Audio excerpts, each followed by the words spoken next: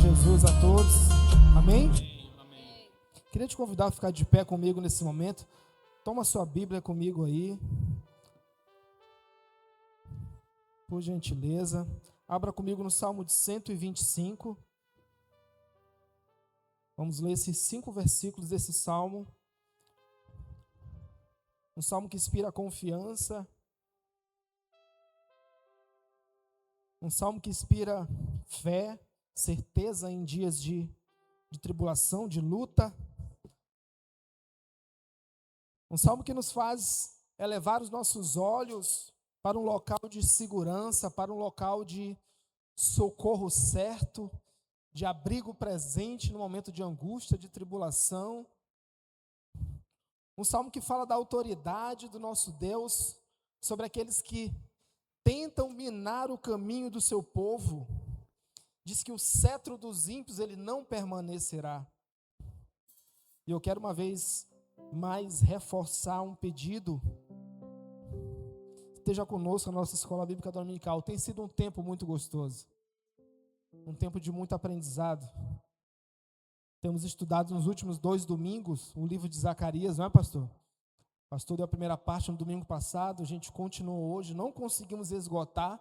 Vou pedir uma agenda para concluir no próximo domingo, se for possível. Mas quem não teve a oportunidade de ler, são 14 capítulos de um livro que te inspira, te aquece o coração, porque fala de verdades, fala de profecias que já se cumpriram, fala de profecias que estão se cumprindo ao longo da história, fala de um Deus que é redentor do seu povo, de um Deus que não esqueceu o seu povo, de um Deus que prometeu nos arrebatar dos 4 cantos da terra e nos fazer congregar no lugar onde Ele vai tabernacular, habitar entre nós, e nós estaremos desfrutando da presença dEle, e a promessa grandiosa que tem ali, de uma Jerusalém que era devastada, arrasada, agora é uma terra reconstruída, e sobretudo, não um altar vazio, mas um altar onde Deus pode habitar. E diz então que as famílias, os senhores, as crianças, os idosos, todos estarão nas praças e se alegrarão, porque não há perigo de guerra. E o livro termina dizendo que não mais haverá escambos e salteadores na casa do Senhor. A casa do Senhor será um lugar de adoração plena a Ele. Amém, igreja? Vamos ler, leia junto comigo o Salmo 125. Diz assim: os que confiam no Senhor são como o monte Sião, que não se abalam, firme para sempre. Como em redor de Jerusalém estão os montes, assim o Senhor em derredor do seu povo, desde agora e para sempre. O cetro dos ímpios, a autoridade dos ímpios, não permanecerá sobre a sorte dos justos, para que os justos não estenda a mão à iniquidade. Faze o bem, Senhor, aos bons e aos retos de coração. Quanto aos que se desviam para as sendas tortuosas, levá-los ao Senhor, juntamente com os malfeitores. Paz sobre Israel. Diga assim comigo: paz sobre a nossa igreja. Determine sobre o seu irmão: paz sobre a sua vida, meu irmão. O cetro dos ímpios não prevalecerá sobre você. A igreja do Senhor, ela prevalecerá. O propósito de Deus, ele é eterno. Aquilo que Deus determinou por meio de seus profetas, ou já se cumpriu, ou está se cumprindo, ou vai se cumprir no dia em que lhe aprouver. Feche os teus olhos comigo uma vez mais, vamos orar. Senhor, muito obrigado, Pai, pela tua palavra, Deus, que ela é viva e aquece o nosso coração, aumenta a nossa fé, Senhor, e nos ajuda, Senhor, a prestar esse culto racional, um culto inteligente, onde nós entendemos a quem nós servimos, conhecemos o propósito e buscamos caminhar nele, Senhor. Que o Senhor ajude a cada um aqui, Pai, que nós possamos nesse momento erguer o nosso olhar, Deus, para cima dos montes, de onde virá o nosso socorro, o socorro que vem do Senhor, aquele que criou todas as coisas. Por isso, Deus, continua conosco, impetrando a tua bênção sobre esse lugar. Tua palavra diz que no meio dos louvores e na comunhão o Senhor ordena a bênção. Por isso, esteja conosco nesse momento, Pai, porque tudo aqui organizado para te render graças, para exaltar o teu nome, para exaltar a tua santidade, o Deus que é santo, o Deus que é o nome acima de todo nome, aquele cujo todo joelho e toda língua confessará um dia que Ele é Senhor. Quantos creem nisso? Dê uma glória a Deus, uma salva de palmas, e vamos adorar o nosso Deus, em nome de Jesus.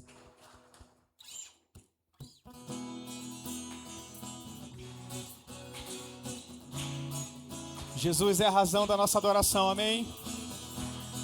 Queria convidar você a expressar esse louvor ao Senhor com toda a tua alegria.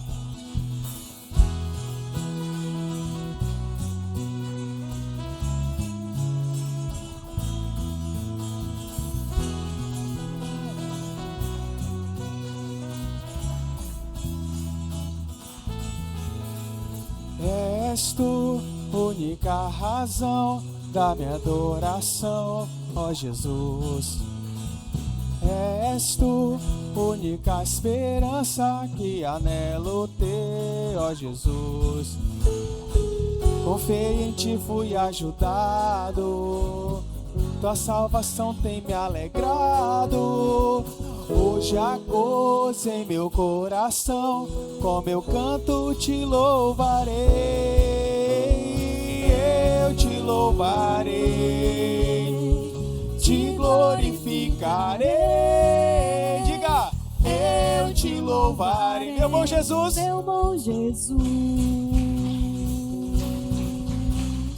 eu te louvarei, te glorificarei.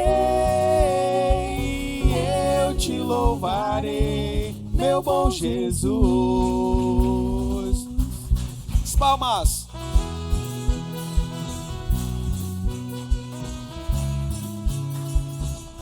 Queremos declarar mais uma vez que Ele é a razão da nossa adoração, do nosso louvor. És tu, única razão da minha adoração, ó Jesus. És tu, única esperança que anelo ter, ó Jesus. Confiei em ti, fui ajudado, tua salvação. E hoje há gozo em meu coração, com meu canto te louvarei. Eu te louvarei, te glorificarei.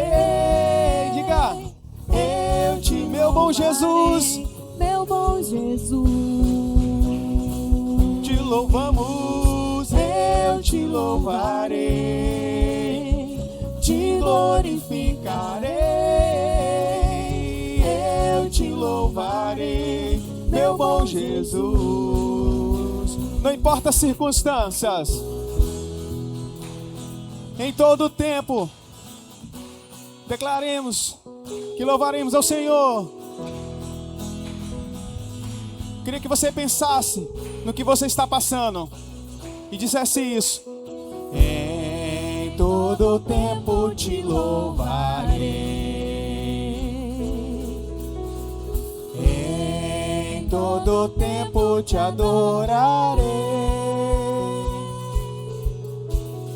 em todo tempo te louvarei, em todo tempo te adorarei. Aleluia!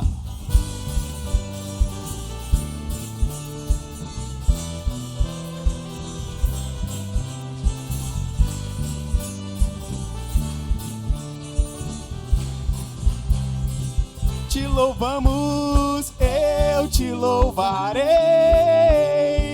te glorificarei, eu te louvarei, meu bom Jesus. Eu te louvarei, te glorificarei, eu te louvarei, meu bom Jesus.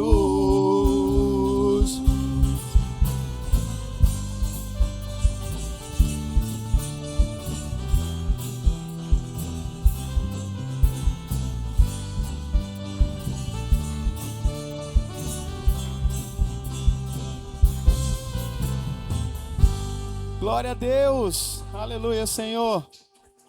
Louvado seja o teu nome. Aleluia.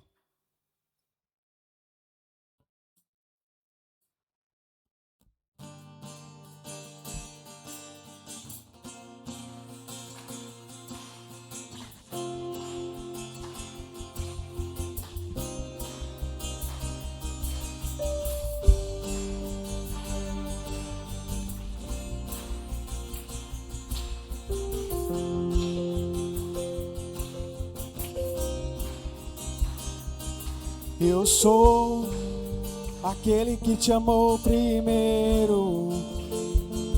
Eu sou aquele que te viu em terra muito seca. Diga isso! Eu sou aquele que desceu do céu e se entregou. Foi por amor. Declare!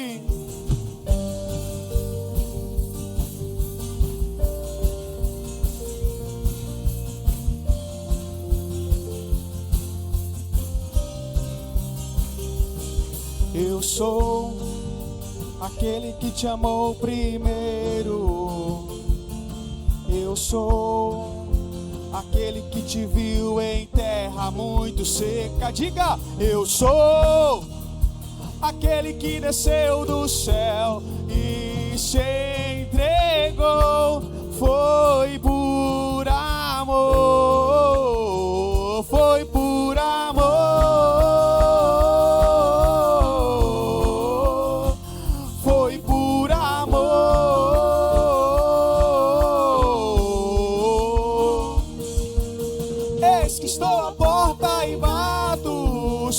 Alguém ouvir minha voz e abrir, eu entrarei. Eis que estou à porta e bato. Se alguém ouvir minha voz e abrir, eu entrarei. Mais uma vez, bem forte. Eis que estou à porta e bato. Se alguém ouvir minha voz e abrir, eu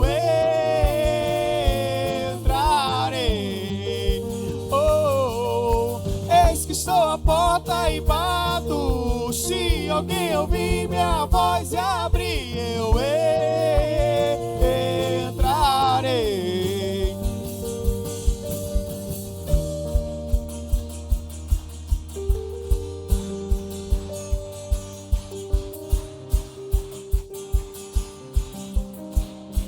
Escuta! Os cansados e todos os oprimidos, sobrecarregados e aflitos, venham, venham a mim. Os cansados e todos os oprimidos, sobrecarregados e aflitos, venham, venham a mim. Os cansados e todos os oprimidos, sobrecarregados e aflitos, venham, venham a mim. Os cansados e todos os oprimidos, sobrecarregados e aflitos, venham, venham a mim. Eis que estou à porta e bato. Se alguém ouvir minha voz e abrir, eu entrarei.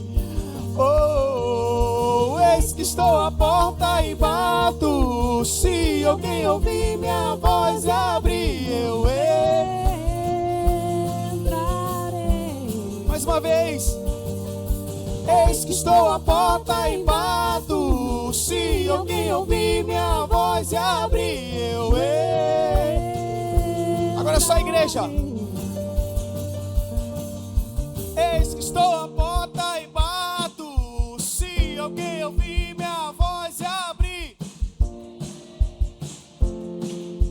Dá pra melhorar? Mais uma vez, bem forte, diga. Eis que estou à porta e bato. Se alguém ouvir minha voz e abrir.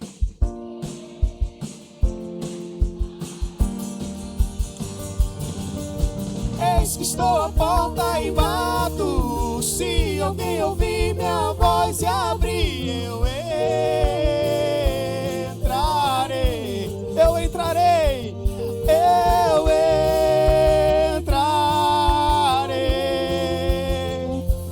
eu entrarei.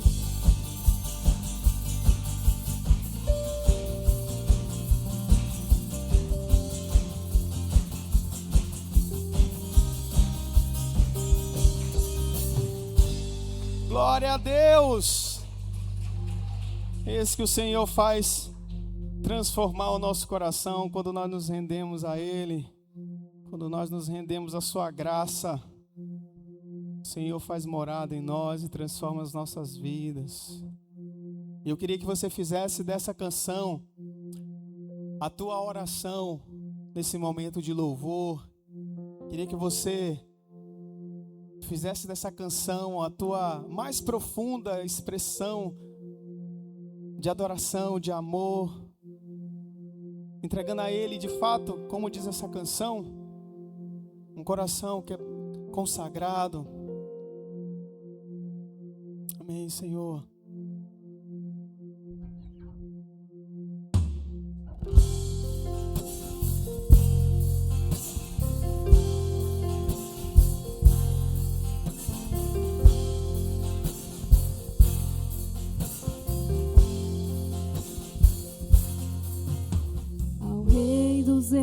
Consagro tudo o que sou, de gratos louvores transborda o meu coração. A minha vida eu entrego nas tuas mãos, meu Senhor, pra te exaltar com todo o meu amor. Eu te louvarei conforme a tua justiça e cantarei louvores, pois tu és altíssimo. Celebrarei a ti, ó Deus, com meu viver. Contarei e contarei as tuas obras, por tuas mãos foram criados terra, céus e mar e todo ser que neles há. Toda a terra celebra-te com cânticos de júbilo, pois tu és o Deus criador.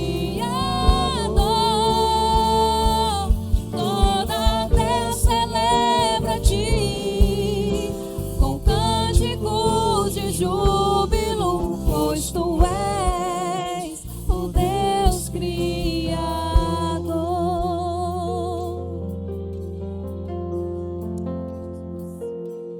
Celebrarei a ti, ó Deus, com meu viver. Cantarei e contarei as tuas obras, pois por tuas mãos foram criados terra, céus e mar e todo ser que neles há. Toda a terra celebra-te com cânticos de júbilo, pois tu és o Deus Criador. Toda a terra celebra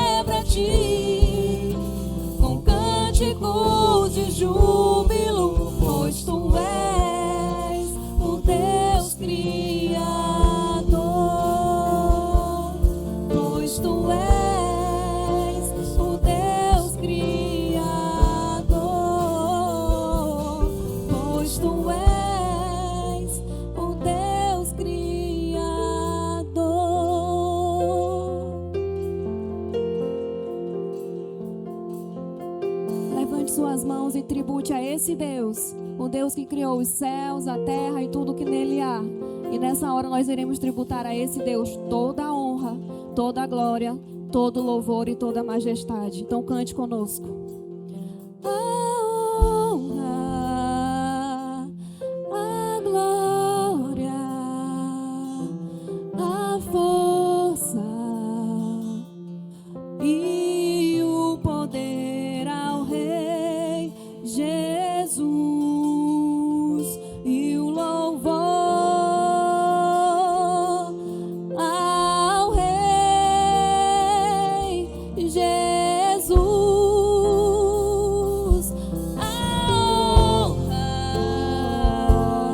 a glória, a força e o poder ao Rei Jesus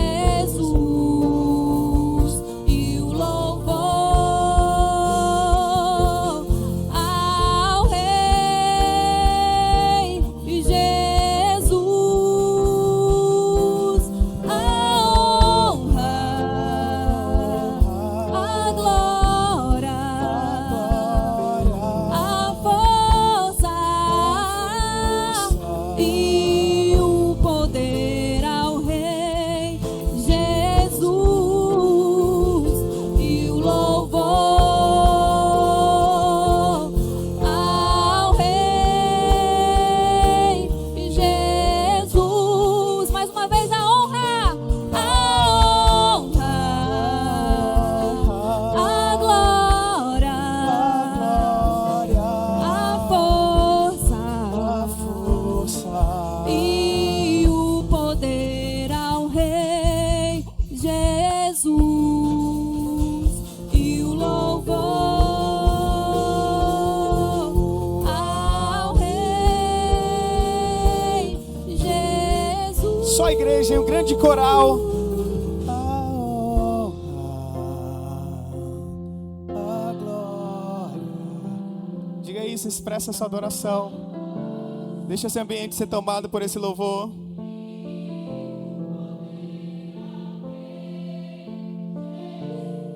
Aleluia, Senhor. Que o teu coração seja inundado por essa canção. Diga isso.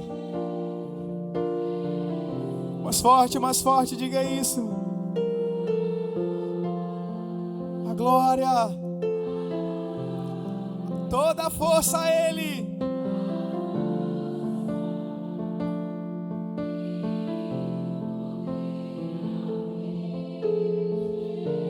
Somente a Ti, Senhor. Tu és o Rei dessa igreja. Tu és o Rei dessa igreja.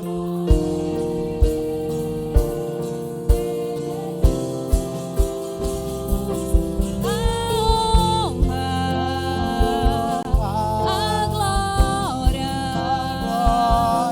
a força e o poder ao Rei Jesus e o louvor ao Rei Jesus.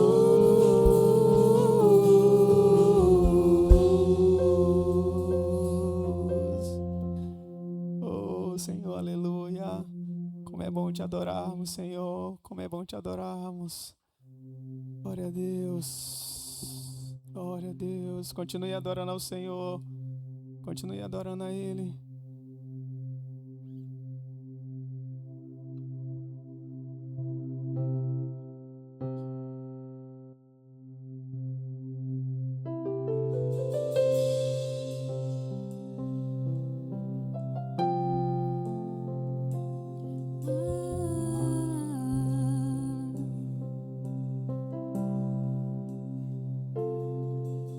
Tua voz, Senhor, faz tremer o deserto.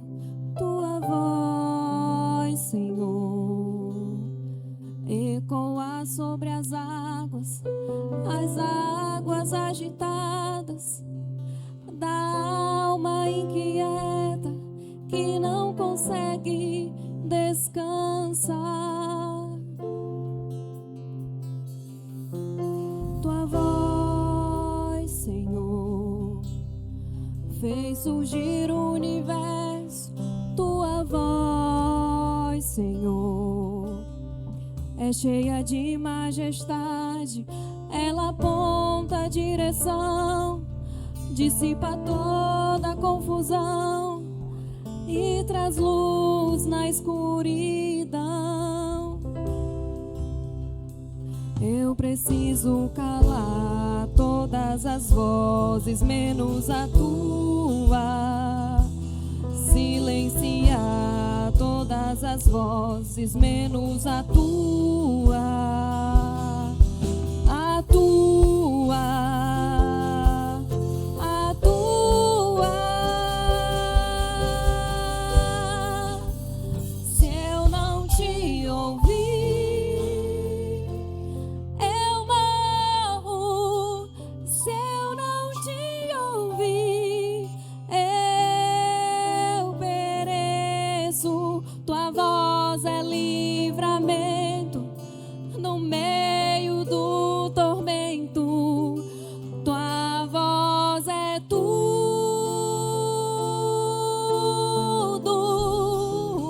Mas se eu te ouvir, eu vivo. Se eu te ouvir, eu prospero. Tua voz é segurança no começo, meio e fim.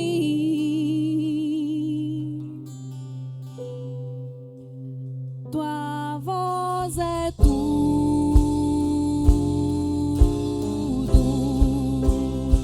Eu preciso calar todas as vozes, menos a tua. Silenciar todas as vozes, menos a tua. Diga, igreja. A tua. A tua. Se eu não te ouvir, eu morro. Se eu não te ouvir, eu pereço. Tua voz é livramento no meio do tormento. Tua voz é tudo.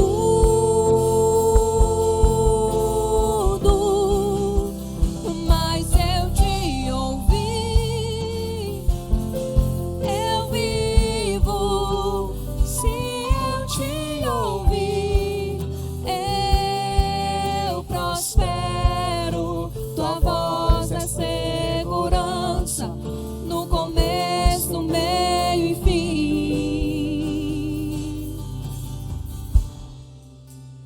Tua voz é tudo.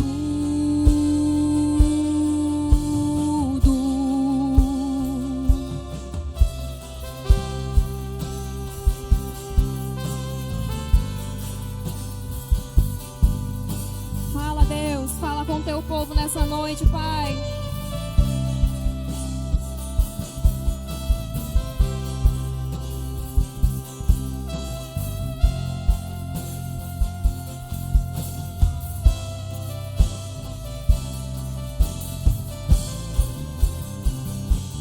Fala, Deus,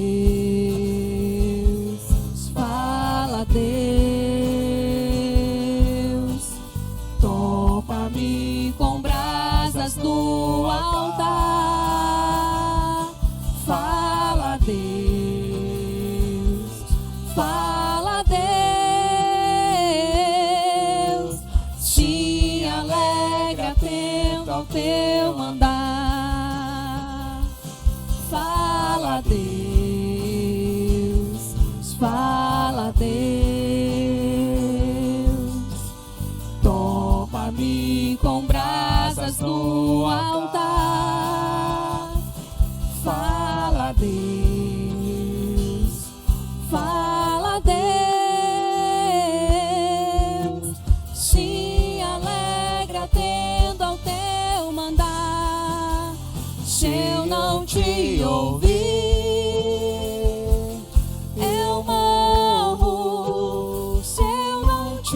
ouvir. Eu pereço, tua voz é livramento no meio do tormento. Tua voz é tudo,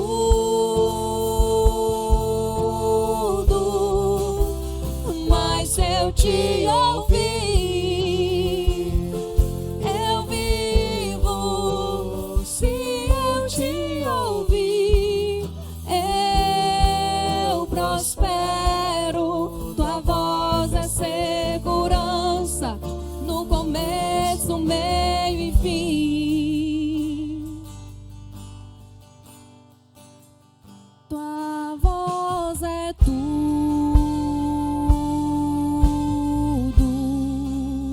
Se eu te ouvir, Eu morro se eu não te ouvir.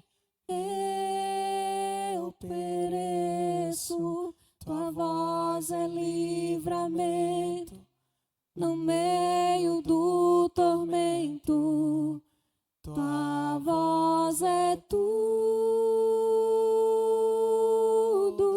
diga, mas se eu te ouvir, eu vivo. Se eu te ouvir, eu prospero. Tua voz é segurança no começo, meio e fim. todo mundo junto. Tua voz é tudo.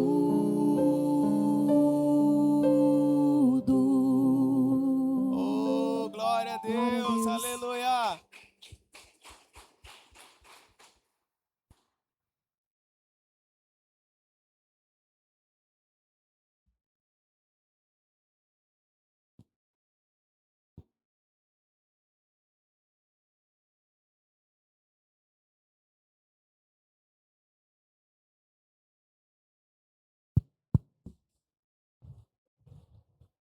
Glória a Deus.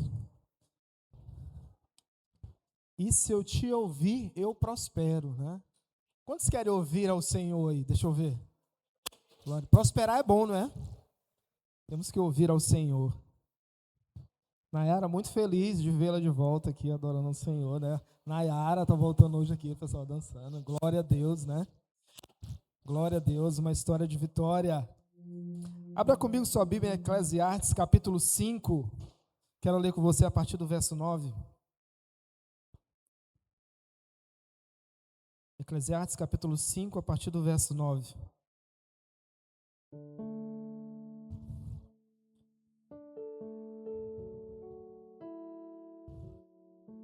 O texto vai trazer uma breve reflexão sobre a vaidade das riquezas.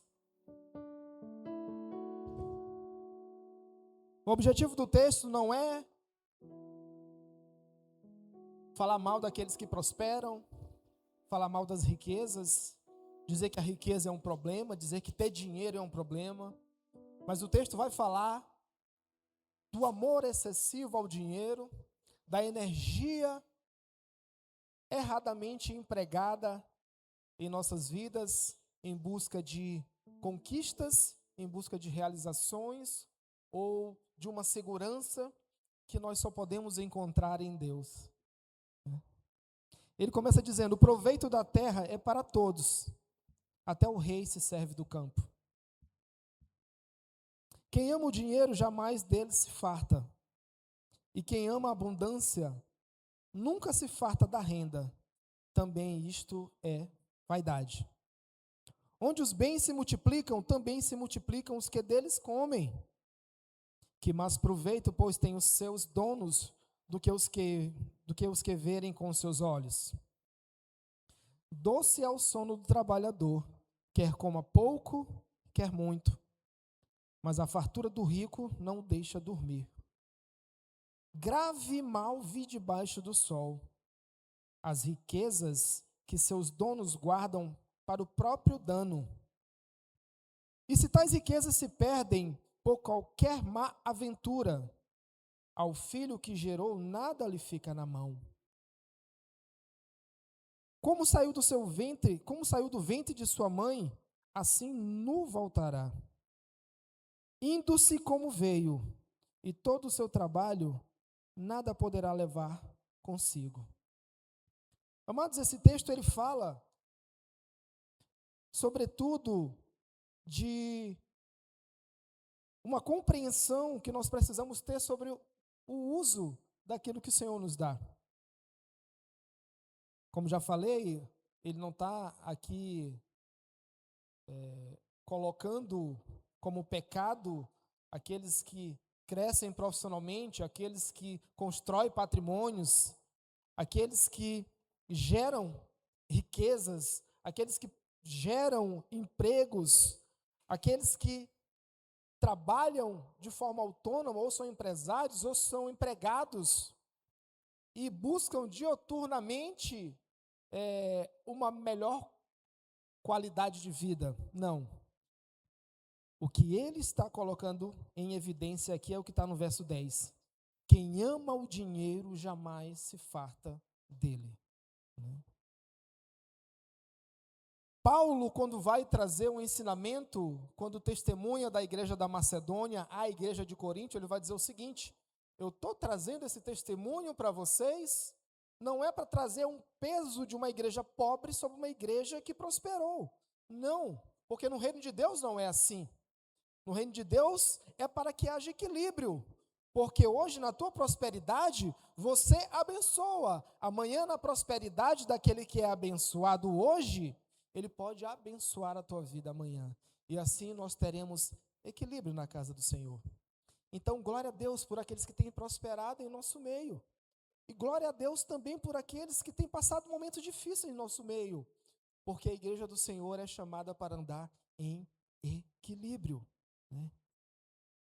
No verso 11, onde os bens se multiplicam, também se multiplicam aqueles que comem dele.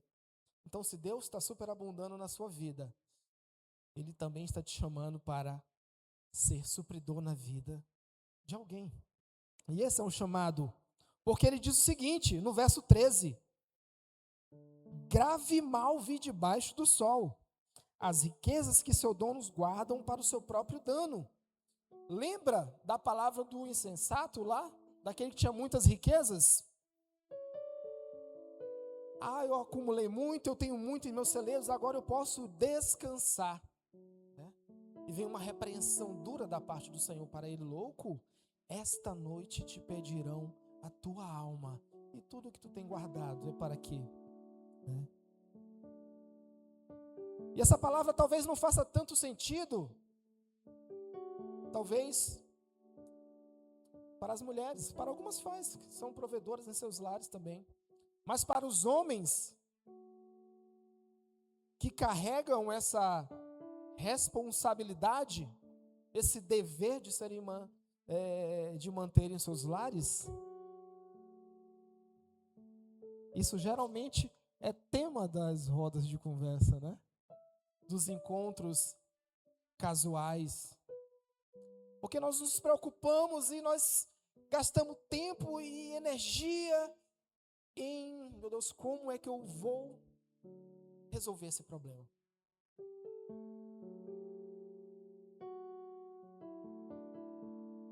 E quando a gente começa a se perder por esse caminho, de como eu vou resolver o problema. Senhor, esse problema está me submergindo. Senhor, esse problema está me consumindo. Senhor, eu não vejo uma solução para isso aqui. É o momento que a gente para de olhar para aquele que é o sustento de nossas vidas. Para aquele que nos garantiu, não uma vida superabundante de bens e riquezas, mas uma vida superabundante da sua presença. E Ele disse que isso para nós seria suficiente. Quando nós oramos o Pai Nosso, nós oramos: Senhor, o pão nosso de cada dia nos dá hoje. Mas na nossa vida prática, nós queremos o pão nosso de hoje e queremos também garantir o de 2050. Porque nós tememos, nós temos medo pelo dia de amanhã. Somos seres humanos. Nós tememos pela segurança dos nossos lares, da nossa família. Nós pensamos no dia de amanhã. E não há problema pensar nessas coisas, não há problema levantar essas discussões, mas nós não podemos deixar que elas comecem a conduzir as nossas decisões, porque se assim acontecer diante de qualquer situação da vida, nós agiremos como esses donos de bens que começam a represar os seus recursos.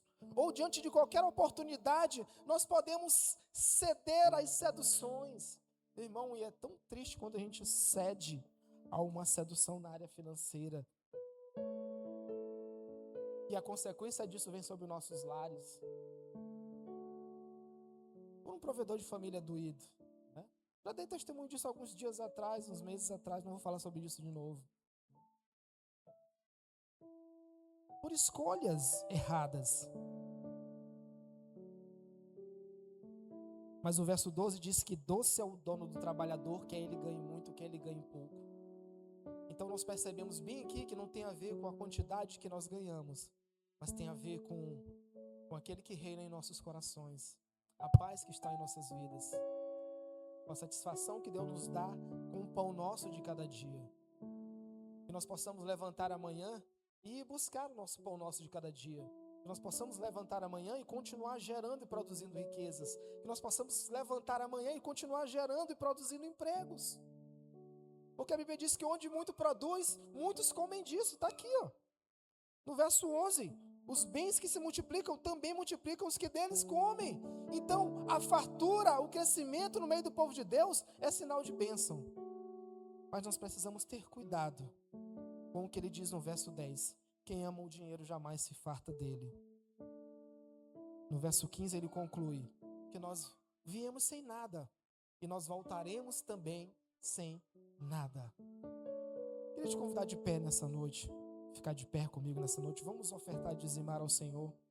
E eu queria que você, antes de dizimar e ofertar ao Senhor, eu queria que você orasse. Que você colocasse em oração o teu trabalho, que você colocasse em oração o caminho que você tem escolhido para a tua vida financeira, para prover a tua casa. Você que é empregado, coloque o teu empregador em oração. Você que é provedor do lar, coloque a tua família. Você que tem projetado, coloque os teus projetos na presença do Senhor agora. Peça a orientação dele, peça sabedoria, mas sobretudo peça fé, para que você, assim como esse trabalhador, quer coma muito ou quer coma pouco, tenha um sono tranquilo, tenha um travesseiro de pluma, não pela qualidade do travesseiro, mas por uma consciência leve e tranquila de que temos agradado ao Senhor com a nossa vida também nessa área. Vamos ofertar a Deus em nome de Jesus e dizimar.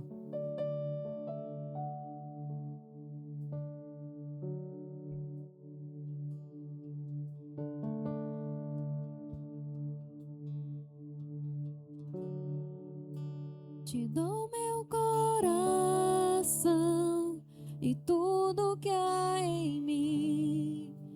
Entrego o meu viver por amor a ti, meu Rei.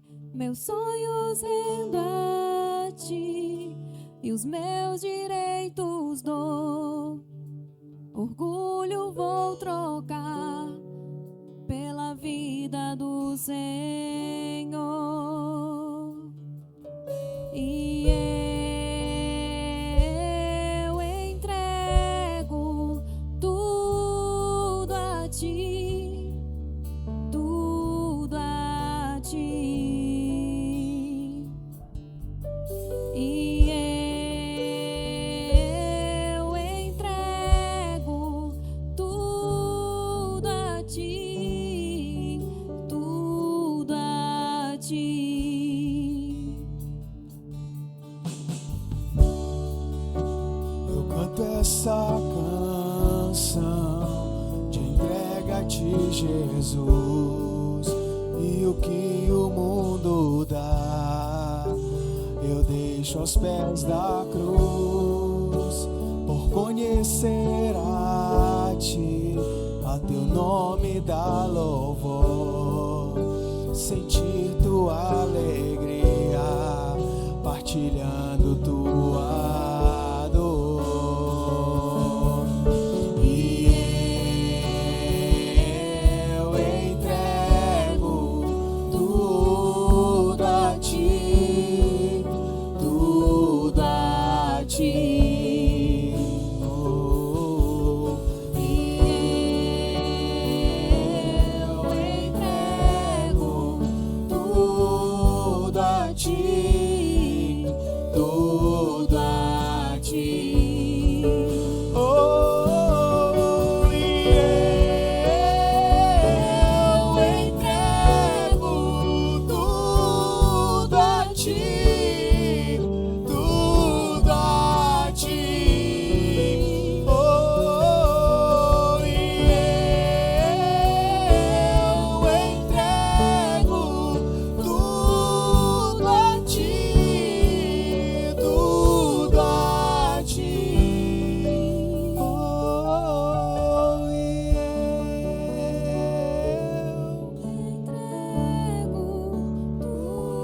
Tudo a ti, tudo a ti.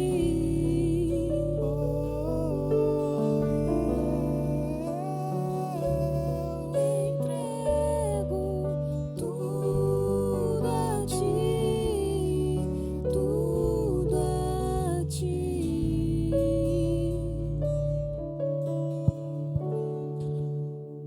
Senhor, nós te agradecemos, Pai.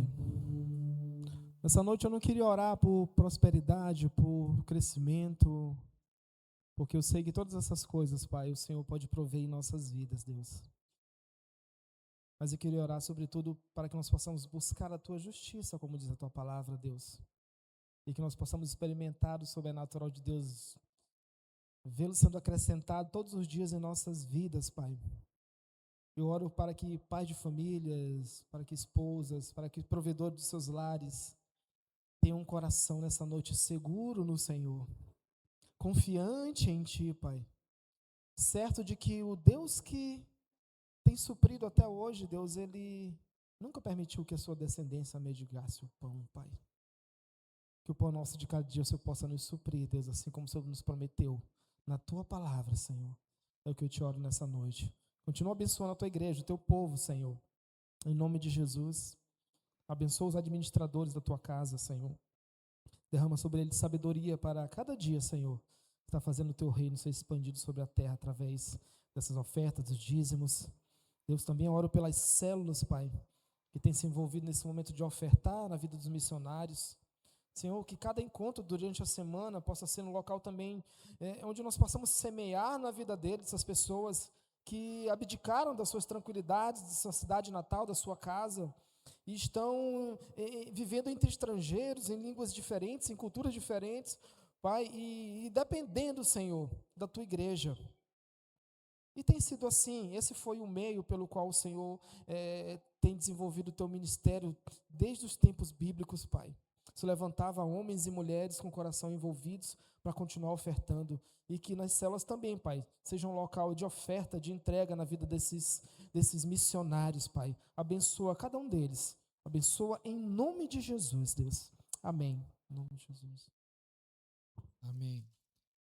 Bem, irmãos, quero saudar todos com a paz do Senhor, a graça e a maravilhosa paz do Senhor, e também desejar as boas-vindas àquelas pessoas que nos visitam nessa noite. Sejam todos bem-vindos em nome de Jesus, sintam-se à vontade em nosso meio, para estar, para retornar, para permanecer. Fiquem à vontade, tá? Então sejam todos bem-vindos. Eu vejo alguns visitantes aqui, ali, acolá, e sintam-se em casa. Afinal de contas, essa casa é a casa de nosso Deus, a casa de nosso Pai. Quero convidá-los a abrirem as suas Bíblias no segundo livro de Reis, no segundo livro dos Reis, capítulo 2, do verso 19 ao 22. E na medida que você for abrindo a sua Bíblia, coloque-se de pé mais uma vez, por gentileza, para que possamos fazer a leitura. Segundo Reis, capítulo 2, do verso 19 ao verso de número 22. Eu estarei lendo na NVT, versão que eu escolhi para ler a Bíblia esse ano, e a palavra de ordem é resistência. Lê para não perder o ritmo da leitura. E passando pela minha leitura anual, me deparei alguns meses atrás com esse texto. E o Senhor me deu um tema dessa palavra, e eu quero compartilhar com os irmãos nessa noite. Segundo o livro dos Reis, capítulo 2, do verso 19 ao verso 22, e o tema dessa palavra é: temos um problema, e só pode ser resolvido pela palavra. Todos nós temos problemas, e eles só podem ser resolvidos pela palavra. O texto diz assim: certo dia, alguns moradores de Jericó disseram a Eliseu: temos um problema, meu senhor. A cidade está situada numa boa região, como o senhor pode ver. Contudo, a água não é boa, são mais, e a terra é improdutível, estéril. Eliseu disse: traga-me uma tigela nova cheia de sal. E fizeram o que ele pediu. Eliseu foi à nascente que abastecia a cidade com água e jogou ali o sal. E disse ele: assim diz o Senhor, purifiquei esta água. Ela não causará mais morte, nem tornará a terra improdutiva. E desde então a água permaneceu pura, conforme a palavra de Eliseu. Vamos orar. Pai, muito obrigado pela tua palavra, Senhor Deus. Ela é viva e eficaz. Ela já foi lida, então ela já produziu o seu efeito, Senhor. Ela agora foi endereçada aos corações, à mente, para que o Senhor transforme as nossas vidas.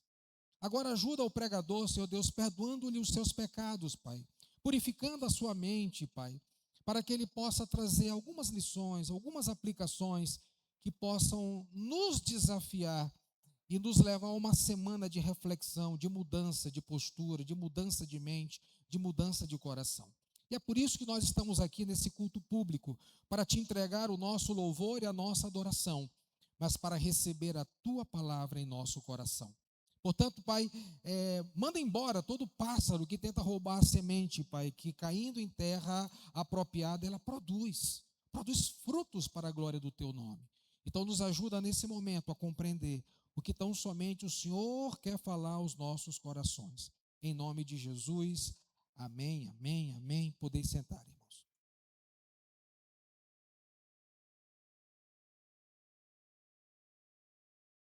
Meus irmãos, imaginem uma cidade muito bonita, com uma aparência maravilhosa, um clima perfeito, uma infraestrutura excepcional, com casas e apartamentos, cada um mais bonito do que o outro.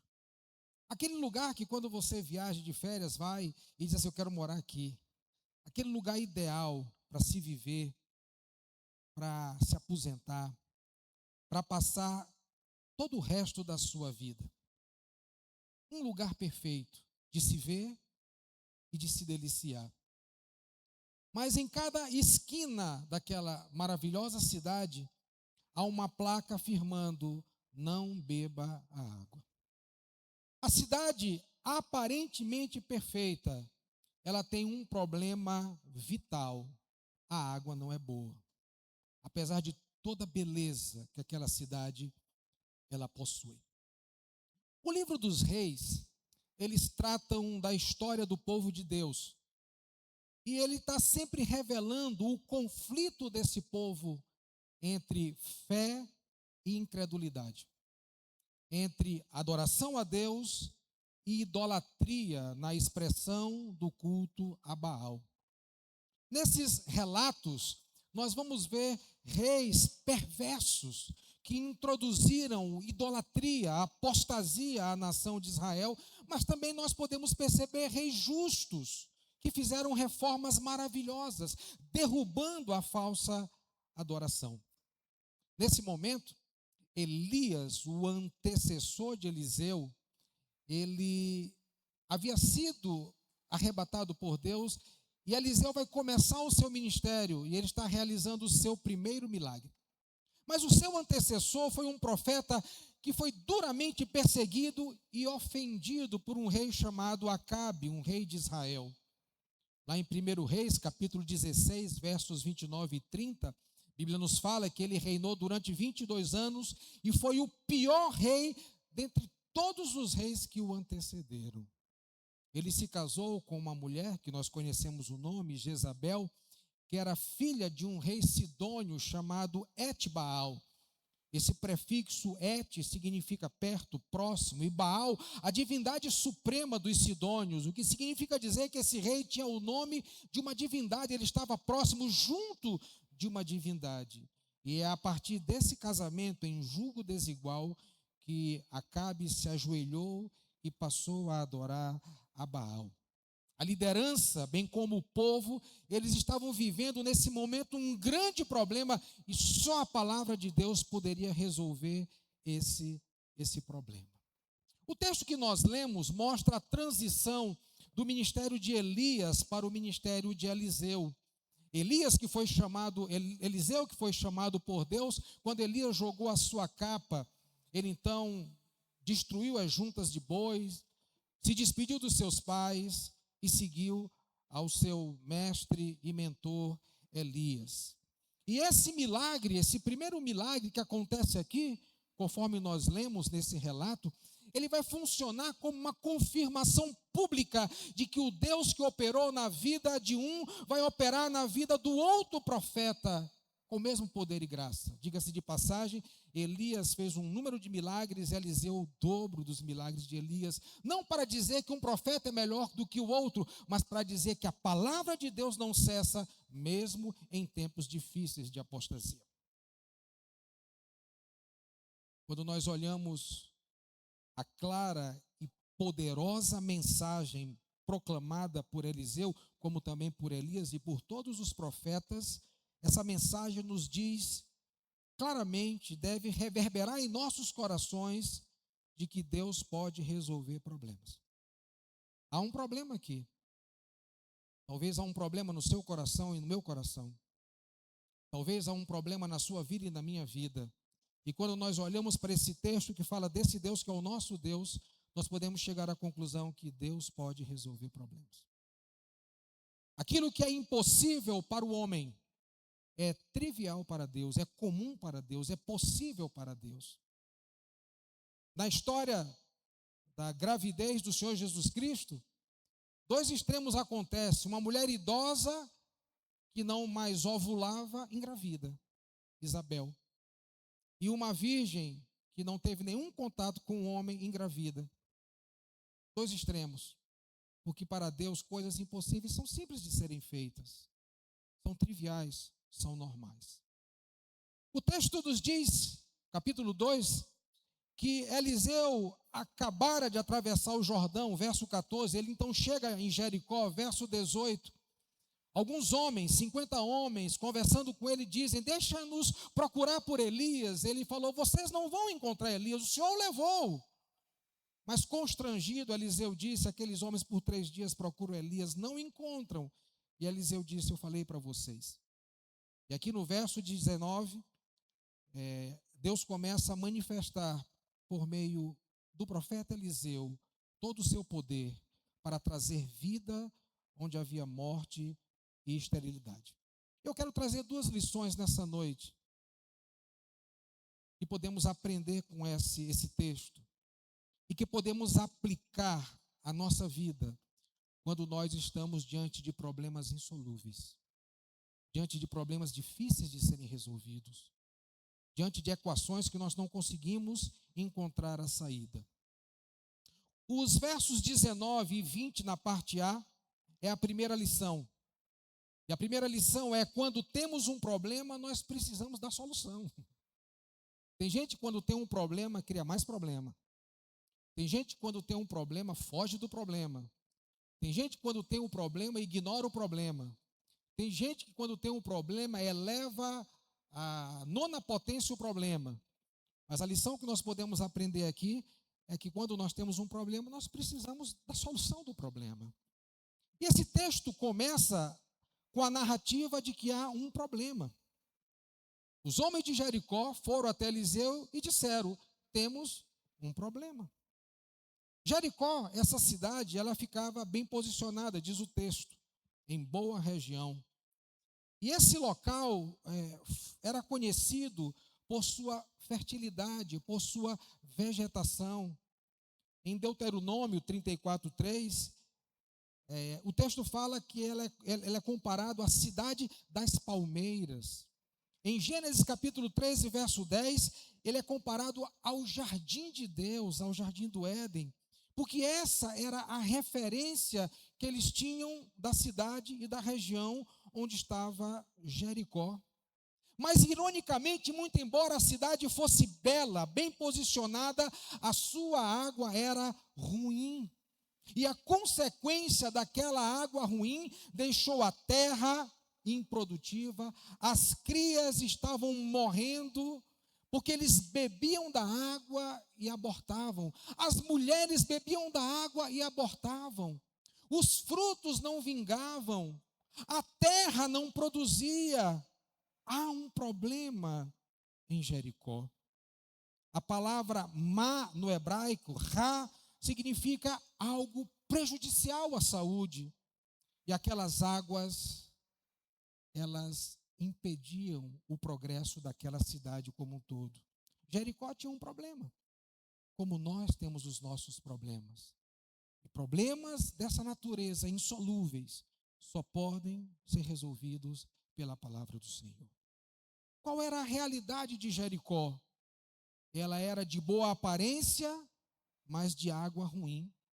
Ela estava bem localizada, mas era marcada por uma esterilidade.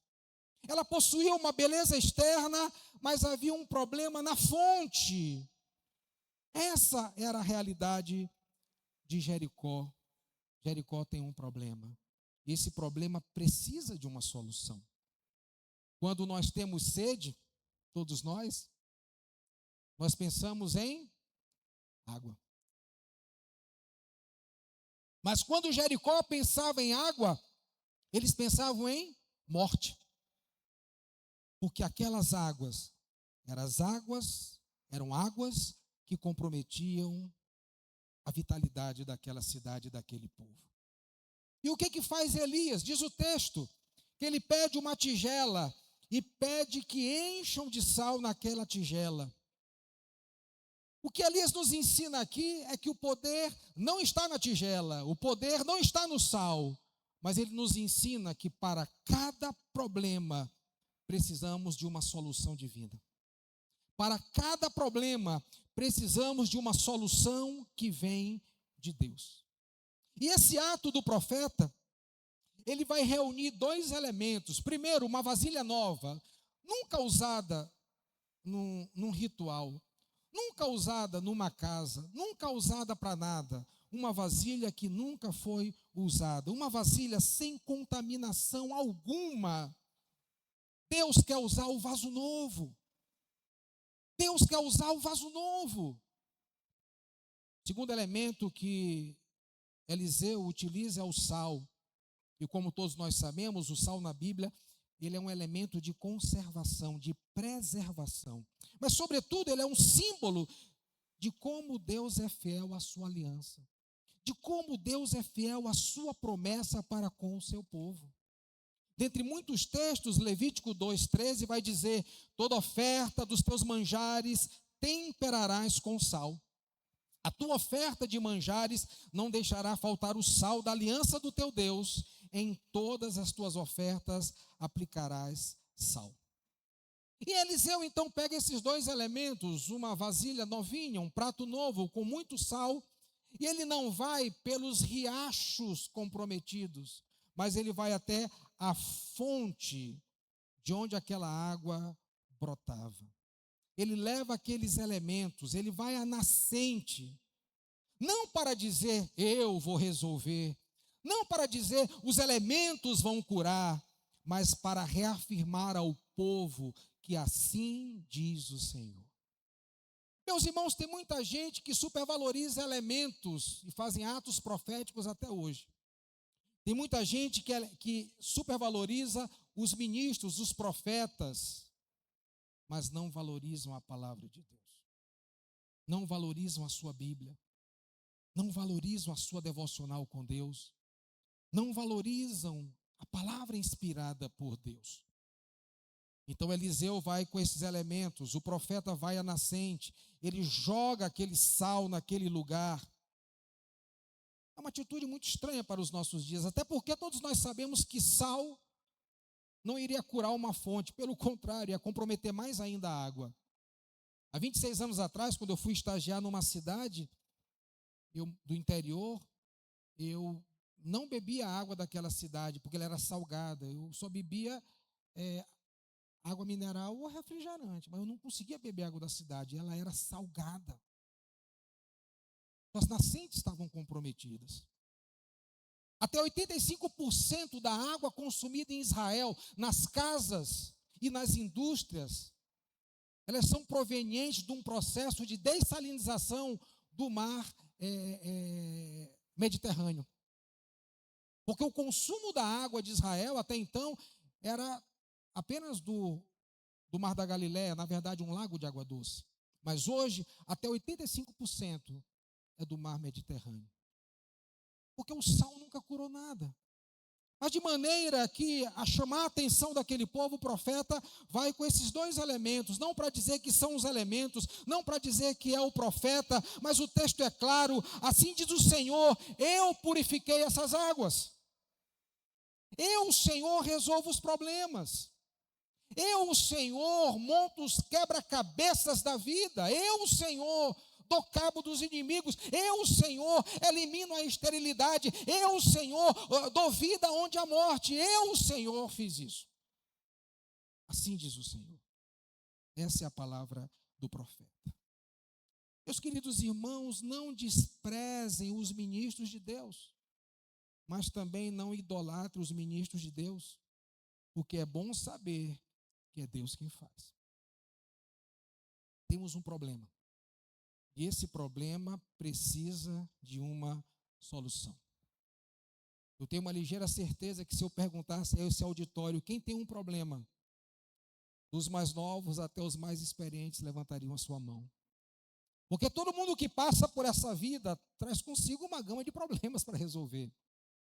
Porém, precisamos compreender que esses problemas só podem ser resolvidos pela palavra de Deus. A solução vem do Senhor. Fonte que produz vida só pode ser resolvida, o seu problema só pode ser revertido pela palavra do Senhor. Se você tem um problema, bem-vindo ao mundo daqueles que têm problema. Mas se você tem um grande Deus, saiba que esse Deus pode resolver os teus e os meus problemas. Porque para Ele não há nada impossível que Ele não possa fazer. Será que como Jericó, nós também temos conservado uma bela imagem, mas a fonte está contaminada? Jericó era uma cidade bela, imponente, bonita, diz o texto. Estava bem situada, numa boa região. A questão não era a aparência de Jericó, a questão era a fonte. A grande questão de Jericó pode ser também a nossa questão. Por isso nós precisamos nos perguntar diariamente, não apenas como está a nossa aparência, mas como está a fonte. A fonte pode estar produzindo morte. A aparência pode estar bem maquiada. Podemos estar muito bem instagramáveis, mas na fonte não estamos bem. Lá na nascente, estamos com grandes e inumeráveis problemas. Meu querido, o pecado, ele frequentemente não aparece na fachada, porque ele está lá na fonte. Normalmente, quando alguém está em pecado, ele não traz consigo na testa uma placa dizendo, eu estou em pecado. Pelo contrário, a aparência parece ser a de um anjo, mas por vezes a fonte está completamente contaminada. É engraçado que por vezes você caminha com pessoas que estão sempre sorridentes, abrindo um sorriso maravilhoso para você. E para você está tudo bem, até que num belo dia, lá da fonte vem uma amargura, lá da fonte vem uma machucadura, lá da fonte vem um sentimento, lá da fonte vem uma palavra, mas estava com um rosto tão bonito. O pecado nunca aparece na fachada, mas lá na fonte, a morte. Uma igreja, meus irmãos, ela pode ter um prédio bonito, ela pode ter um louvor bonito, ela pode ter um pregador com uma boa palavra, mas ainda assim, essa igreja pode ter um problema lá na fonte espiritual, a fonte está contaminada. E a pergunta não é apenas como está a aparência da igreja, mas a pergunta é como está a fonte. Como está a fonte dessa igreja? Por vezes nós estamos tão focados na nossa presença nas redes sociais, mas por vezes nada interessados com a fonte. Jericó era assim, bem localizada, tinha tudo para dar certo, mas a fonte de toda a produtividade, de toda a fertilidade estava contaminada. Você já se perguntou o que está saindo de você? Porque aquilo que sai de nós apenas revela o que está lá dentro. O que saía daquela fonte, a morte que estava na ponta, era o reflexo daquilo que saía da fonte. Por essa razão, Provérbios 4:23 diz: sobretudo o que deve guardar, guarda o coração, porque dele procede as fontes da vida. Cuidado, meu querido irmão, porque uma boa aparência não necessariamente é sinônimo de uma boa fonte. Jericó estava bem localizado, bem posicionado, mas não possuía uma boa fonte. Cuidado para não estarmos cuidando da consequência quando deveríamos atacar na causa também. Por vezes nós estamos muito focados na consequência do problema, quando deveríamos estar focados também na raiz do problema.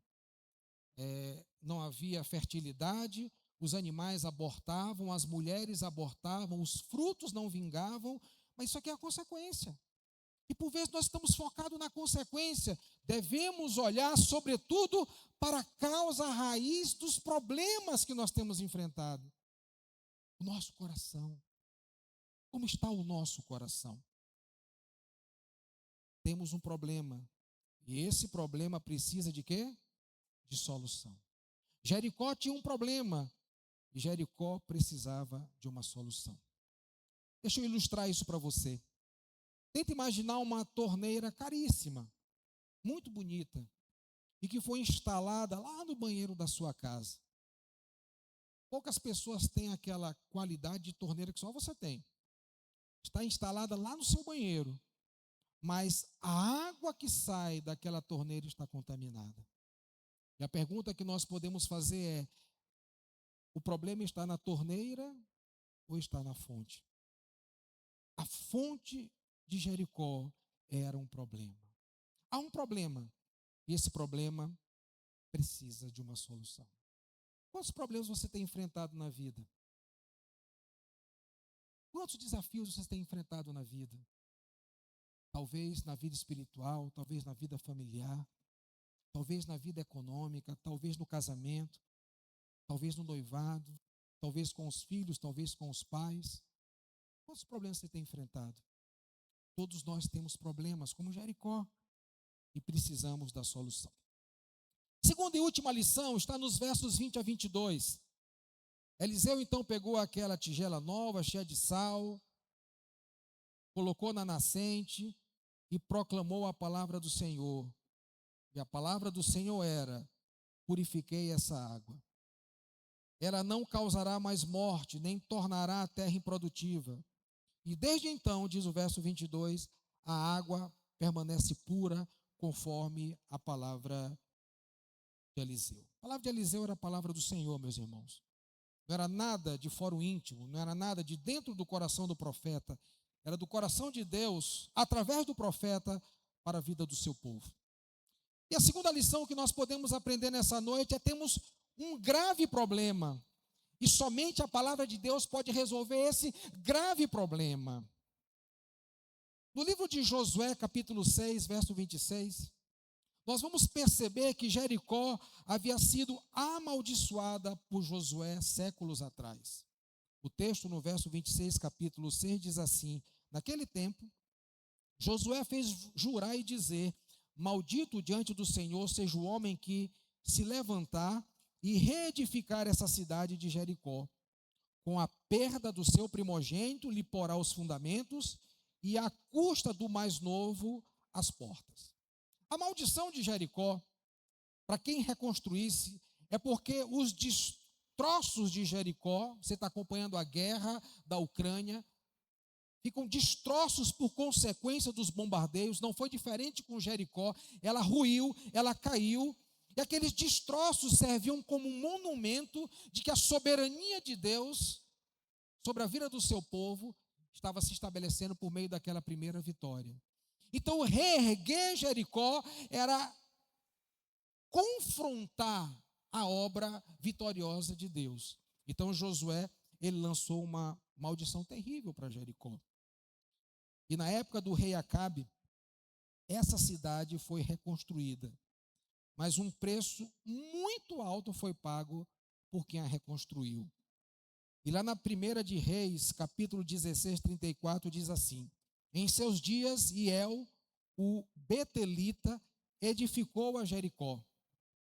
E quando lhe lançou os fundamentos, olha só, 100 anos atrás, a profecia de Josué, quando lhe lançou os fundamentos, morreu Abirão, seu primogênito.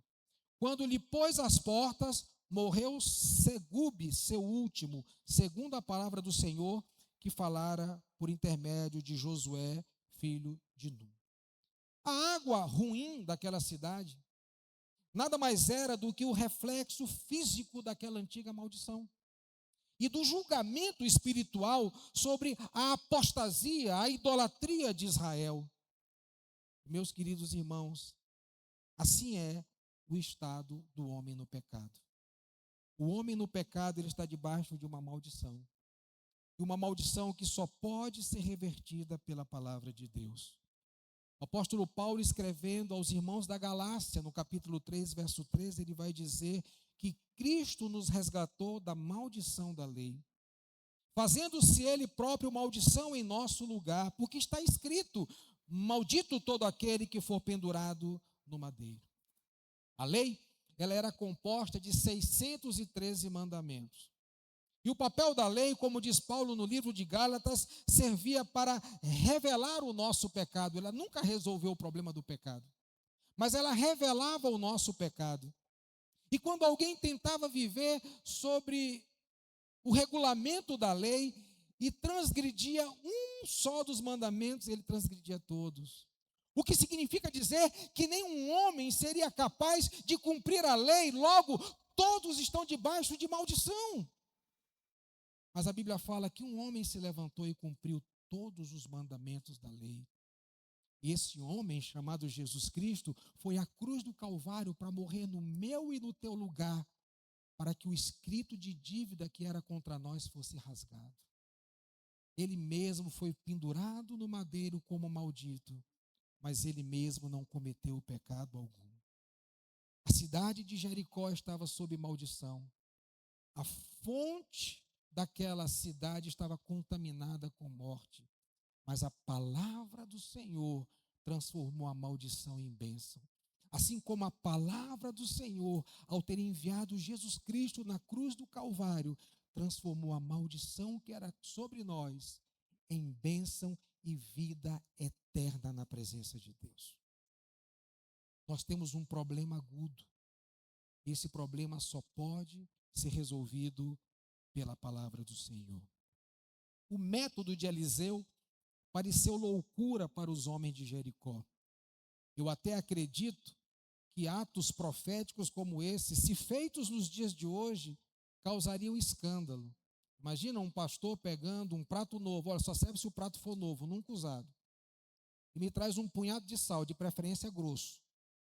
Eu vou bem ali resolver um negócio que vai resolver a sua vida. Você fala, pastor, isso é macumba evangélica agora? Nós estamos agora mexendo com macumba evangélica? Esse ato profético usa elementos apenas para chamar a atenção do povo. Porque Deus poderia fazer sem nenhum desses atos o que ele decidiu fazer, mas ele quis fazer por meio desses atos. Mas a ênfase não está no ato, a ênfase não está no prato, a ênfase não está no sal, A ênfase não está sequer no profeta, a ênfase está na palavra de Deus. E sabe por que nós não precisamos de atos proféticos nos dias atuais? Porque nesse tempo, Deus decidiu se revelar por meio do Filho. Deus decidiu se revelar por meio da sua palavra. Deus decidiu se revelar por meio do Verbo encarnado, Jesus Cristo, que veio, tabernaculou e por meio do seu Espírito habita entre nós. Você não precisa ser um crente místico, você não precisa ser um crente macumbeiro, você não precisa ser um crente de sal, você não precisa ser um crente de pegue nisso, toque naquilo, mas você deve ser um crente que ama a palavra de Deus, porque Cristo fala por meio da sua palavra. Um negócio um tanto quanto estranho naqueles dias, um tanto quanto estranho se fizermos nos nossos dias, não há necessidade. Mas Deus quis então chamar a atenção desse povo dessa forma, por meio desse método que pareceu uma loucura para os homens de Jericó. Mas, meus queridos irmãos, lá de 1 Coríntios 1,18, a palavra de Deus é loucura para o mundo. Diz o apóstolo Paulo, certamente a palavra da cruz é loucura para os que se perdem, mas para nós que somos salvos, poder de Deus. O sal e a tigela, loucura para os moradores de Jericó, mas a palavra de Deus é poder e transformou as águas infrutíferas em águas frutíferas. A palavra de Deus é poder, porque ela pegou a maldição que estava sobre mim e você e transformou em bênção e em vida eterna. A palavra de Deus é loucura para quem se perde, mas para aqueles que são salvos é poder de Deus. E esse é o único meio que pode transformar uma vida amarga pela maldição do pecado, numa vida de bênção, que é a vida eterna que está em Cristo Jesus. Meus queridos irmãos, quando o sal da graça toca o nosso coração, toca o nosso interior, não é uma melhoria que ela vai produzir, mas é transformação de vida. Quando o sal tocou na água, a água não ficou mais ou menos, a água ficou possível de se beber, possível de fertilizar a região. Quando o sal da graça toca um coração carregado de pecados, ele quebra o poder da maldição e traz a bênção do Senhor e transforma aquela vida.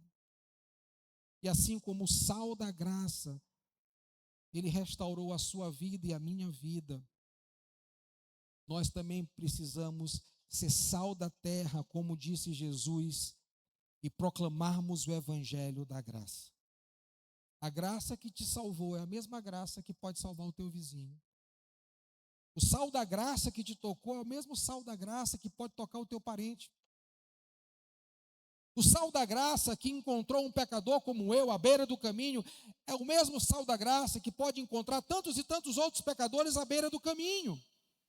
Por isso Jesus falou em Mateus 5,13, vós sois o sal da terra. Ora, se o sal vier a ser insípido, como lhe restaurar o sabor? Para nada mais serve, senão para ser lançado fora e ser pisado pelos homens, senão para servir de mistura, para infraestrutura, para pavimentar as ruas de Roma.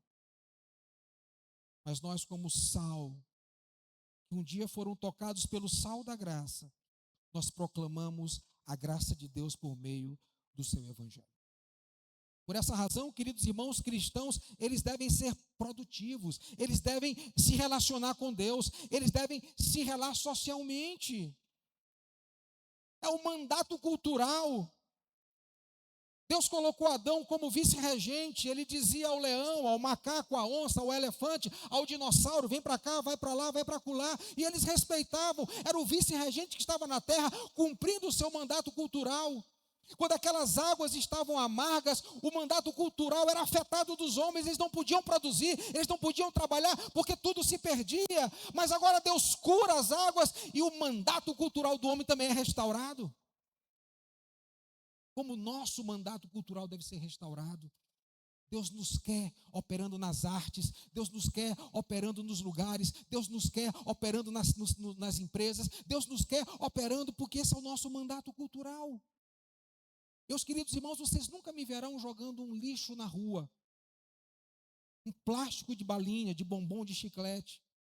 Não porque apenas eu estou colaborando com o pessoal da limpeza pública, mas porque é meu mandato cultural cuidar da natureza. Vocês nunca vão me ver jogando uma embalagem na praia, principalmente nela.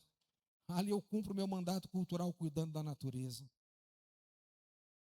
Tem surfistas que quando saem da água, eles saem recolhendo vários plásticos, colocam no calção e vão colocar no lixo, no local adequado. Eles estão cumprindo seu mandato cultural. Mas é importante também nós entendermos que precisamos cultivar o nosso mandato espiritual, ou seja, nos relacionarmos com Deus e cumprimos também o nosso mandato social, nos relacionarmos com a igreja, com o povo de Deus. E quando essas águas são restauradas, essas realidades também são restauradas para a glória de Deus. Esse profeta foi usado por Deus para transformar o lugar onde ele estava. E nós, como sal, devemos proclamar o evangelho que transforma as pessoas. Como esse profeta foi útil na sua geração, nós precisamos ser úteis na nossa geração.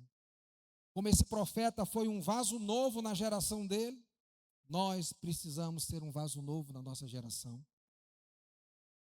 Meu querido irmão, o pecado, ele afetou todas as dimensões do cosmos, todas elas. Suas vontades, seu físico, a natureza, que segundo Paulo em Romanos, aguarda uma redenção que é nossa, porque ela também foi afetada. Abraham Kuyper, ele diz que não há 1 centímetro quadrado desse universo que o soberano Jesus Cristo não diga, é meu. Ele vai restaurar. Essa terra não será aniquilada, mas ela será restaurada, como nós um dia seremos restaurados e teremos um corpo glorificado. Essa terra geme por uma redenção que é nossa, porque ela também foi afetada pelo pecado. Não há um espaço do cosmos que não tenha sido afetado pelo pecado. Por isso nós precisamos reconhecer e dizer, o meu coração precisa da graça de Deus. O meu coração precisa da graça de Deus. Há pessoas que procuram reformar a aparência da vida, enquanto que Deus quer tratar na fonte. Tem gente que está preocupado com o pé de galinha. É aqui? Deus quer trabalhar na fonte. Tem gente que está preocupado em colocar um botoxinho aqui para não cair. Deus está focado na fonte. Tem gente que está preocupado com a grife que usa. Deus está focado na fonte. Tem gente que está investindo na chapinha. Deus está preocupado na fonte. Tem gente que está preocupado com o terno que vai usar quando prega. Eu estou usando o mesmo há muitos anos. Deus está preocupado com a fonte. Meus queridos irmãos, será que nós temos identificado na nossa vida as fontes amargas para que a palavra de Deus possa produzir restauração? Permita, não só nessa noite, mas sempre, que a palavra de Deus trate a raiz dos problemas e não as consequências. Eliseu não foi nos rios jogar sal, ele não foi na consequência, ele foi na raiz do problema. Permita que Deus sare, que Deus trate o coração amargurado, a vida amargurada, e não apenas a consequência do problema. Permita que a palavra de Deus trate a raiz dos seus, como eu preciso que Ele trate a raiz dos meus problemas. Quando nós lemos a palavra de Deus, ela nos confronta antes de produzir restauração. Se eu perguntasse nessa noite, quantos de vocês, quantos de nós, quando leem a palavra de Deus, se sentem confrontados? Quando você lê na palavra de Deus, não faça e você faz. Não diga e você diz. Não come e você come. Não toque e você toca. Quantos de nós se sentem confrontados quando leem a palavra de Deus? A palavra de Deus, antes de produzir uma restauração na sua vida, ela vai confrontar a sua vida. E sabe como nós devemos nos portar nesse momento? Nós não devemos negociar com a palavra. Nós devemos nos submeter à palavra. Tem muita gente querendo negociar com a palavra, negociar com Deus, negociar com Cristo. Não. Quando a palavra, antes de nos restaurar, nos confronta, nós precisamos, ao invés de negociar, nos submeter a ela. Meus queridos irmãos, o Evangelho de Cristo, ele produz vida onde o pecado produz morte. Qual era o problema da fonte? Havia morte. Mas o que a palavra de Deus fez? Transformou o lugar de morte em lugar de vida. Nenhum de nós somos capazes ou seremos capazes de cumprir os mandamentos da lei. Nós já quebramos há muito tempo. E deveríamos ser condenados porque fomos amaldiçoados, como Jericó foi amaldiçoada. Mas a palavra de Deus, ela quebra a maldição e nos traz a bênção. Jesus falou em João 7,38, quem crê em mim, como diz a Escritura, a palavra dele, do seu interior fluirão rios de água viva. Quando nós cremos na palavra de Deus, como deve ser crida, não é negociando com ela. Do nosso interior, ao invés de fluir rios mortos, como as águas de Jericó, como a fonte daquelas águas produziam morte, do nosso interior vão fluir rios de água viva. Nós temos um grande e agudo problema. Só a palavra de Deus pode resolver. Só o Senhor dessa palavra pode salvar.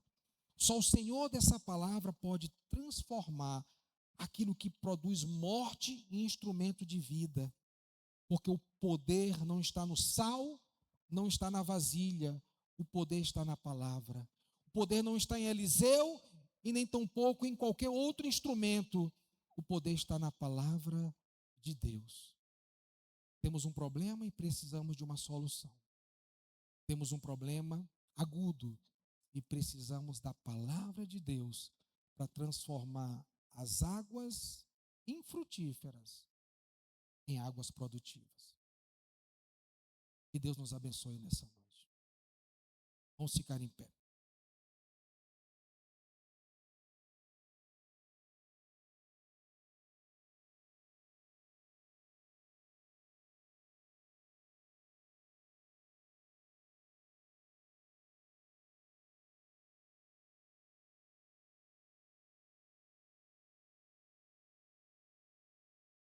Dentre muitas canções que nós cantamos nessa noite, a última, ela é muito apropriada com aquilo que esse texto fala, não é verdade? Diante de tantas vozes que falam, elas precisam se calar para que somente a voz de Deus permaneça. E num dado momento dessa canção, ele vai e diz assim: se eu não te ouvir, eu morro. Se eu não te ouvir, eu pereço. Mas se eu te ouvir, eu vivo. Mas se eu te ouvir, eu prospero. Esse texto nos faz pensar nessa música. Porque foi a palavra de Deus proclamada e acolhida no coração, trouxe aquela bênção, em que as águas más se tornaram, até o dia de hoje, em águas possíveis de serem consumidas, capazes de trazer de volta a fertilidade daquela região tão boa, mas que estava debaixo de maldição até aquele dia em que a palavra quebrou a maldição.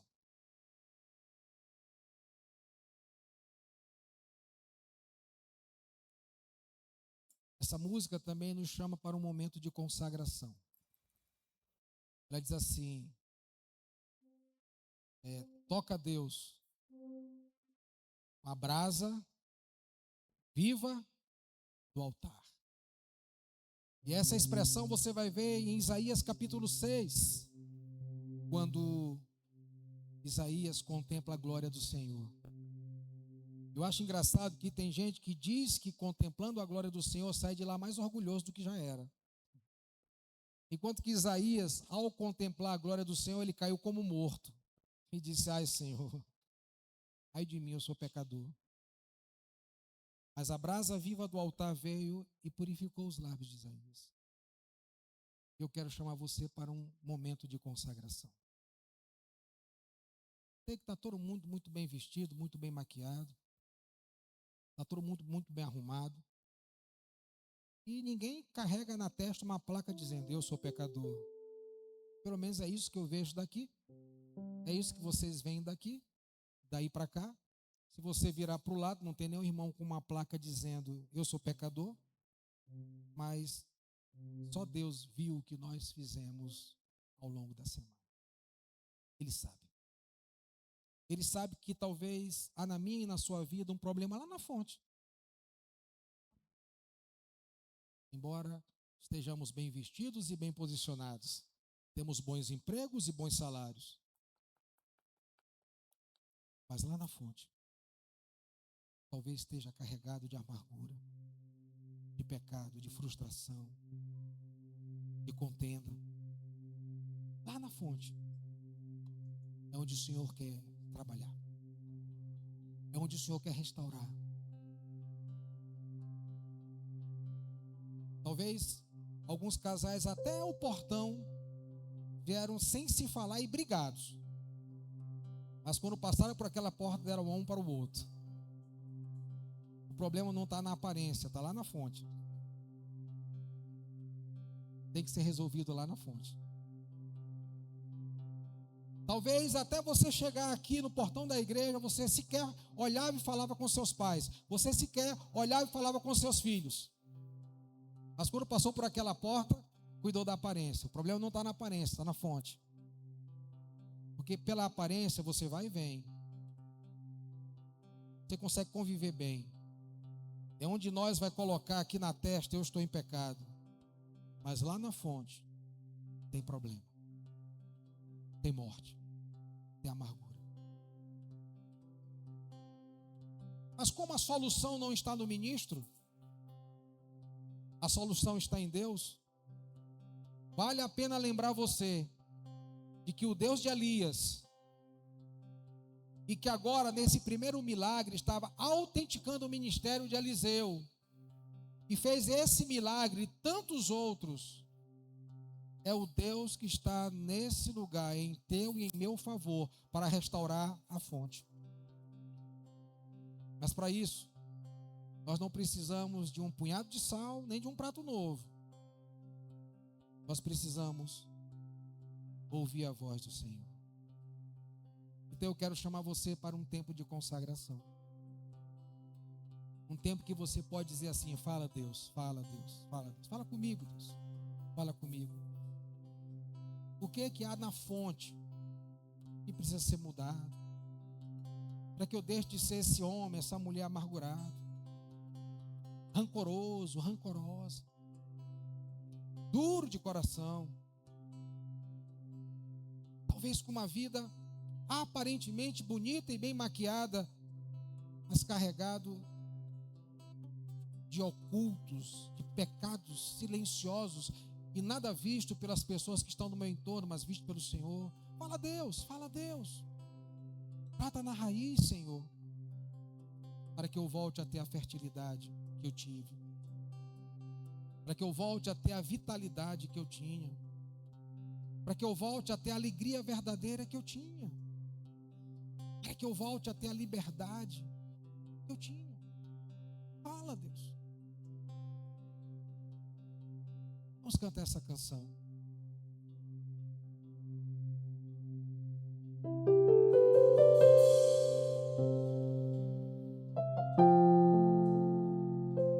E deixe o Senhor te levar à fonte, para que Ele opere o milagre na tua vida. Tua voz, Senhor, faz tremer o deserto. Tua voz, Senhor.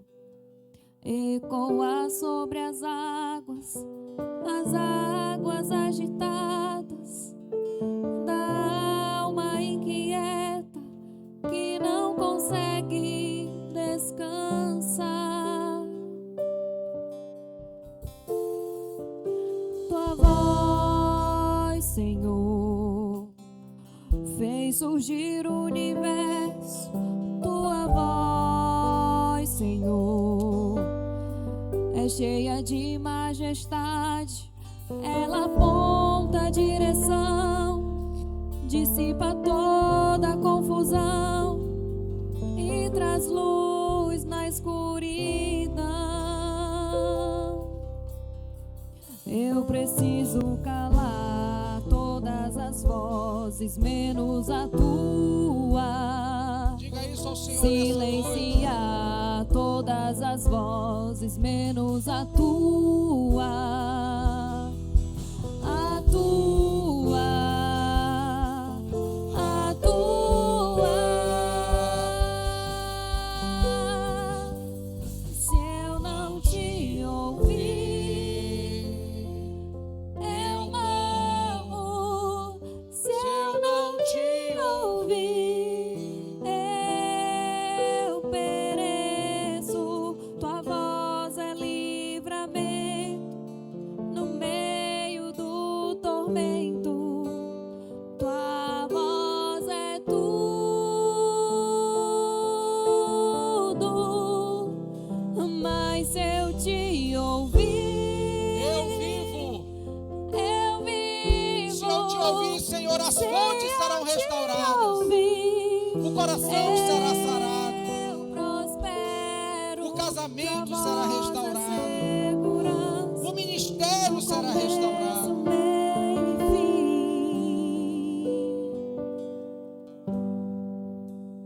Tua voz é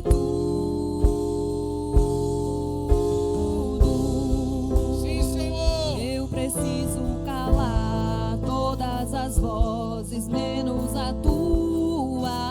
Sim, meu Deus. Silenciar todas as vozes, menos a tua. A tua. A tua. Cante, igreja. Se eu não te ouvir, Levante as tuas mãos aos céus e diga ao eu Senhor. morro. O Deus de Elias, o Deus de Se eu não Eliseu, te o Deus dessa igreja, diga, Senhor. eu pereço. Se a tua voz não for Tua proclamada voz na é minha vida. livramento no meio do tormento. Tua voz é tudo. Mas se eu te ouvir, eu vivo. Se eu te ouvir, eu prospero. Tua voz é segurança no começo, meio e fim. Tua voz é tudo. Senhor, restaura as águas nessa noite, Deus, para o louvor da tua glória. Restaura os casamentos, restaura as vidas, os relacionamentos, Pai. Traz vida onde há morte, traz vida onde há esterilidade, Senhor. Fala, Deus. Fala, Senhor. Fala, Deus. Fala, Deus. Toca-me com brasas no altar. Purifica-nos, Fala, Senhor. Deus. Restaura-nos, Senhor. Fala, Deus. Fala, Senhor, teu servo ouve. Sim, alegre atendo ao teu clamar. Fala, Deus. Fala, Deus. Fala, Deus. Fala, Deus de Israel. Fala, Deus da igreja. Toca-me com brasas no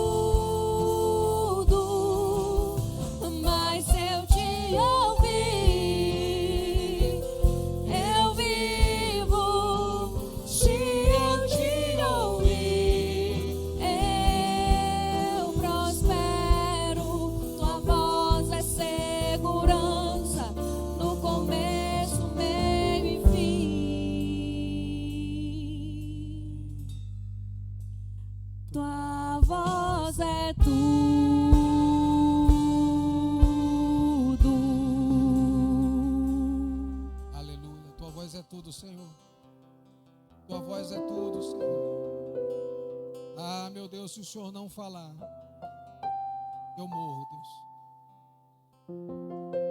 Porque a tua palavra é vida, Senhor. Tu és o verbo de Deus que habitou entre nós e que glorifica o nome de Deus Pai por meio da salvação dos perdidos. Talvez você entrou nesse lugar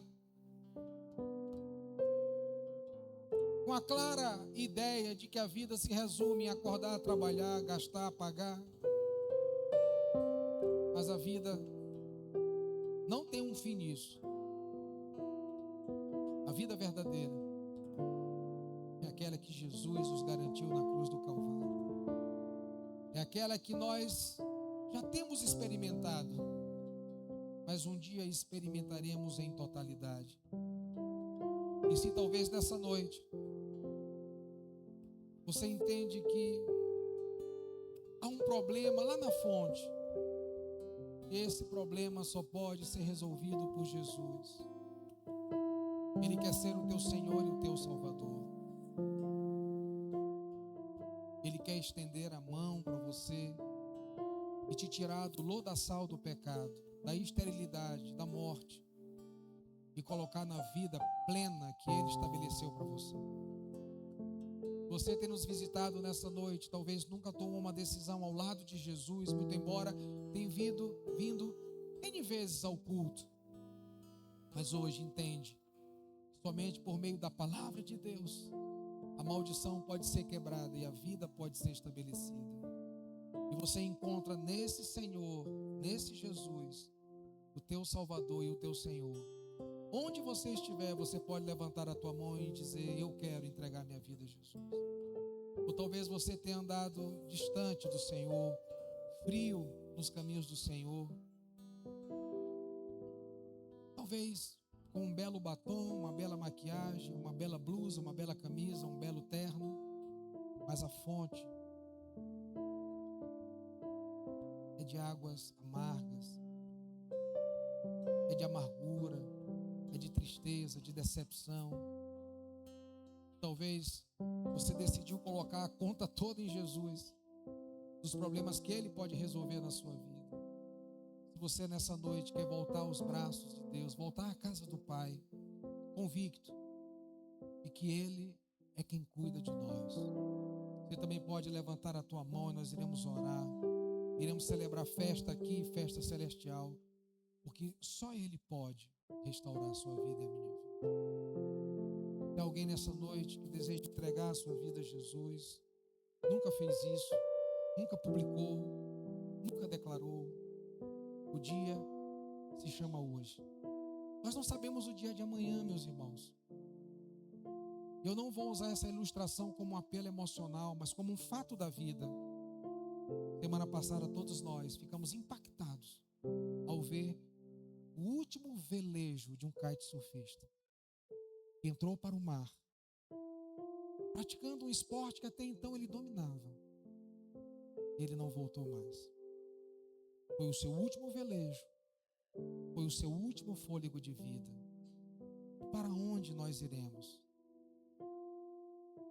Se só em Jesus temos a vida eterna. Nós não sabemos. Nós olhamos para o nosso relógio e dizemos: preciso de mais tempo. Olhamos para o nosso relógio e dizemos: não tenho mais tempo. Mas nenhum de nós consegue dominar o tempo. Ele simplesmente vai avançando. E a única certeza que nós podemos ter é que em Jesus nós temos a garantia da vida eterna.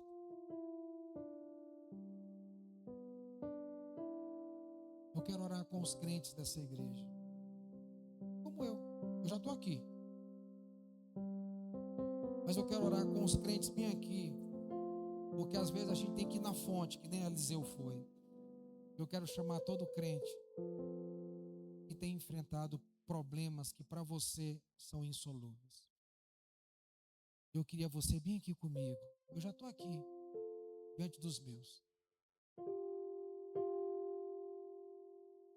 Junto com você para dizer: E se nós não ouvirmos o Senhor, nós morreremos. Se nós não ouvirmos o Senhor, nós pereceremos. Mas se nós ouvirmos o Senhor, nós viveremos. Se nós ouvirmos o Senhor, nós prosperaremos. Eu, nessa noite, não estou focado na aparência, porque todos vocês daqui, a gente vê isso claramente, estão tudo bonito, estão bem vestidos, bem penteados, bem maquiados. Não temos problema com isso em nossa cultura. Mas eu não sei como está na fonte. Como é que está na fonte? Está na fonte. Como é que está na fonte?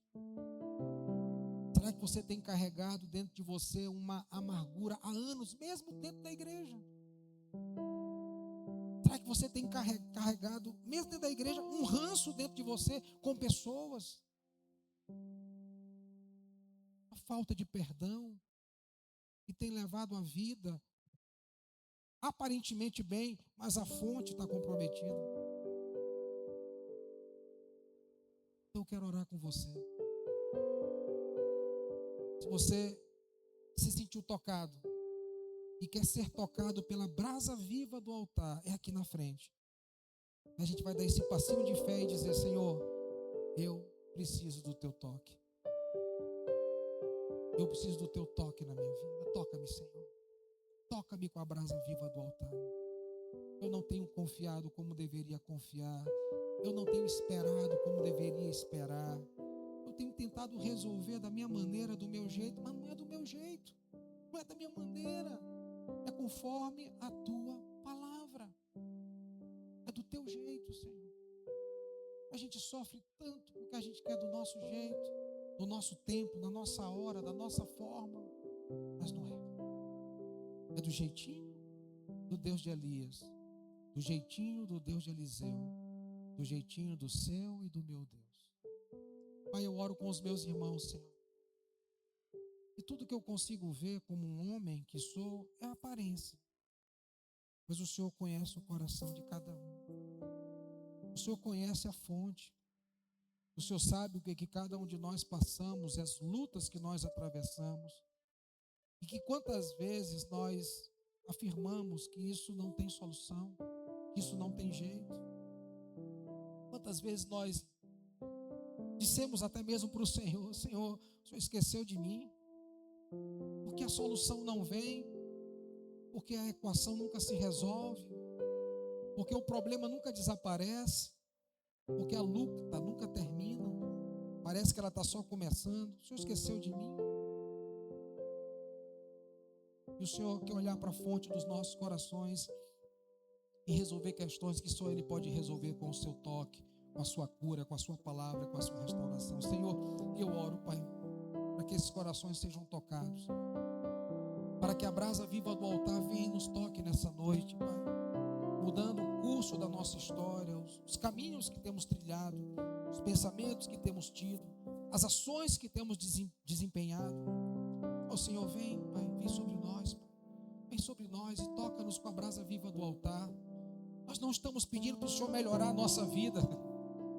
Nós estamos pedindo para o Senhor transformar a nossa vida, transformar o nosso caráter, transformar a nossa história, Senhor.